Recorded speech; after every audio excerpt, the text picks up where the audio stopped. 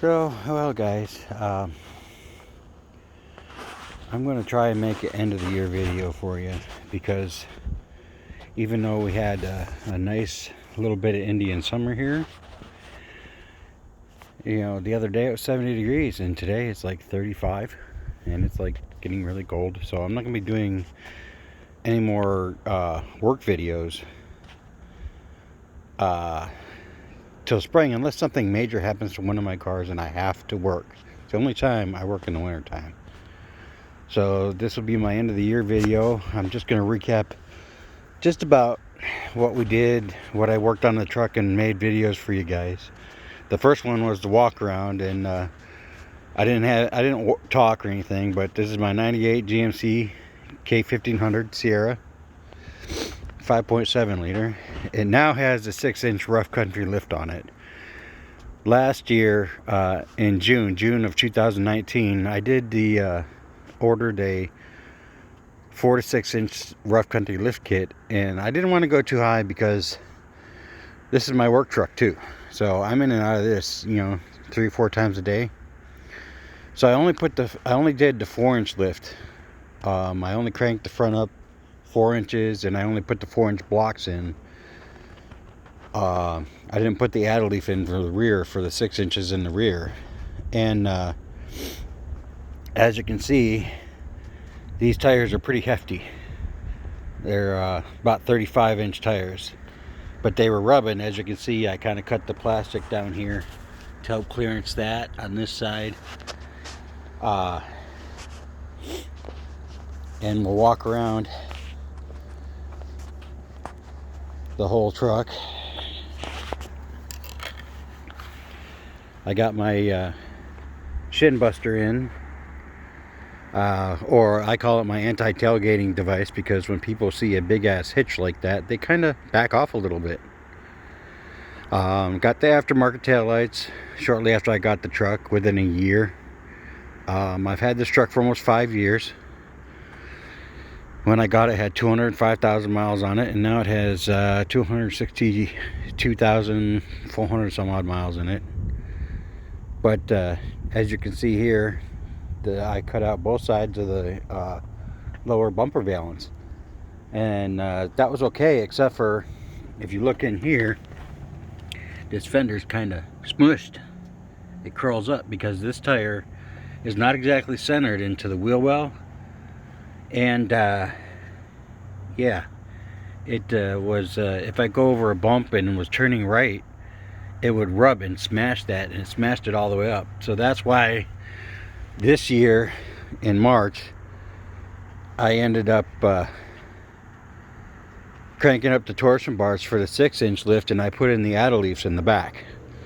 And unfortunately, I wasn't shooting like videos at that point in time.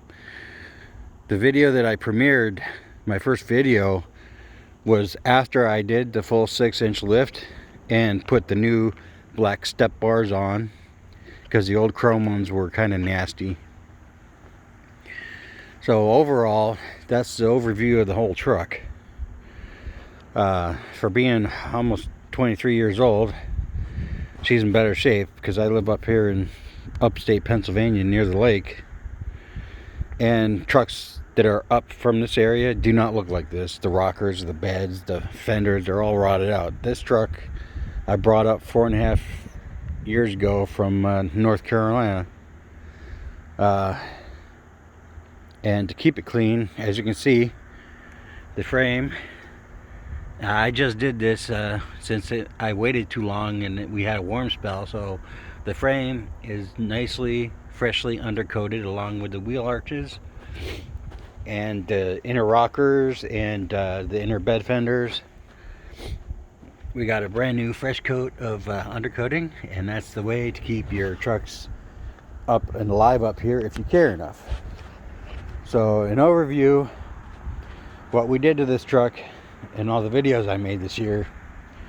We started out with the walk around, then I was having a brake issue, and it turned out that the right brake was completely gone. And so then, as you can see, if you look in there, it's still kind of shiny. The first video I did for you guys was I showed you how to change the front brakes. And then while changing that video, I discovered that the right side caliper was locked up and wouldn't press back in.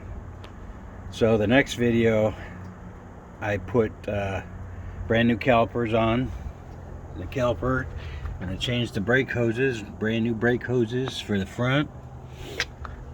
But also when I was putting it back together, I discovered that the left front hub bearing was loose. It wasn't making any noise, but it was loose. And if you lift your truck, be expected to have that kind of problem, because you're putting more wear and tear on the front suspension, especially if you have the independent front suspension like this one does. So after that, after I showed you guys the hub bearing, then I kind of wanted to show you guys some more cars that might be on the channel and actually weren't on the channel yet, because they're still not broke down. So we're gonna move inside the truck.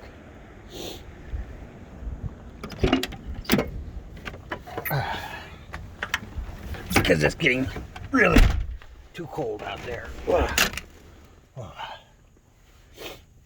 Oh, my messy truck. I got tools everywhere. But it's a little warmer in here. So one of the other things I did was the dash upgrade. But I introduced you guys to every car that I have to work on. And then I showed you guys how to do the stabilizer link for the front steering stabilizer. And then I had a O2 sensor problem, so I changed the rear O2 sensors and showed you how to do that. And I also repaired the center link for my steering linkage for the Rough Country lift kit, and repaired that. And I tried to branch out. I tried to branch out to another car because my daughter's Subaru needed a lower ball joint, and if you watched any of that little series, you know in the first video that the car almost crushed me and broke the axle and caused me a little bit more grief, but we got it done.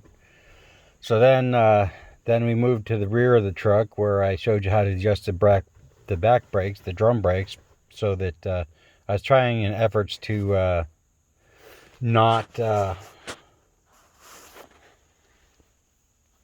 lock the rear up, and it was still locking up, in which I found out later that the rear brakes were gone on the left side. But I adjusted the rear brakes, and then I inverted the front ball joints, the upper ball joints, to the inside of the lower control arms, or upper control arms, so I could adjust the front up a little more, because I don't like the 2-inch rake that these trucks come with. And I leveled the truck out a little bit, and then I repaired the spring bolt in my the center spring bolt in my leaf packs, because one was really bent and broken. So after repairing that, and I had found out I had a messed up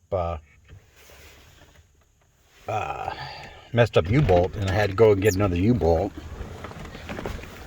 Maybe give you guys a shot of that. As you can see, the rear U-bolt over here is longer than the rest of them Rough Country U-bolts, because I had to replace one of them. And after I did that and took you guys on that adventure, I found out the rear brakes are bad. So we changed the rear brake shoes and the drums and got them all adjusted. And then I found out also that the two of the seals in the rear end were leaking. And the last few videos have been replacing seals and shaft bearings, and I did the pinion seal. And the shaft bearings turned out to be really fun, because one side was different. So that was a couple videos there at the end of the year, and I did a couple recaps to show you guys what I was dealing with. But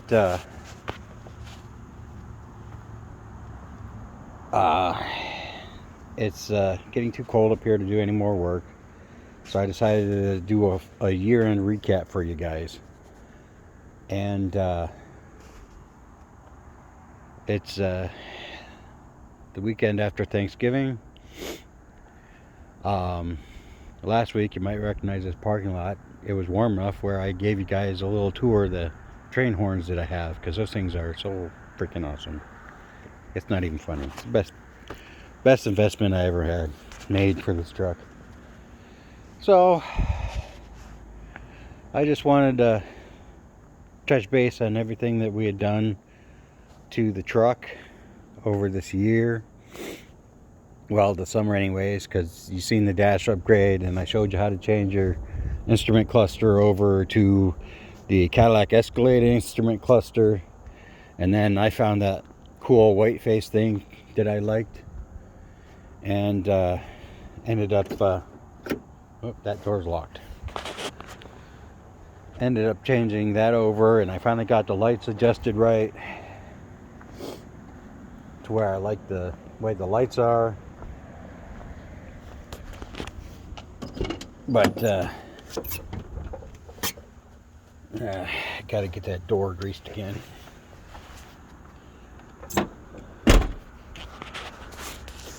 So that's pretty much going to be the end of the video here. I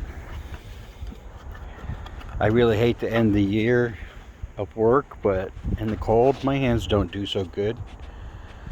So we're going to end the year and end the video by signing off. So until next summer, unless something happens over the winter to one of my regular cars that I have to fix, we will see you in the spring. Go ahead and subscribe if you haven't. If you enjoy the video, great. Comment below, whatever. Until next time, have fun.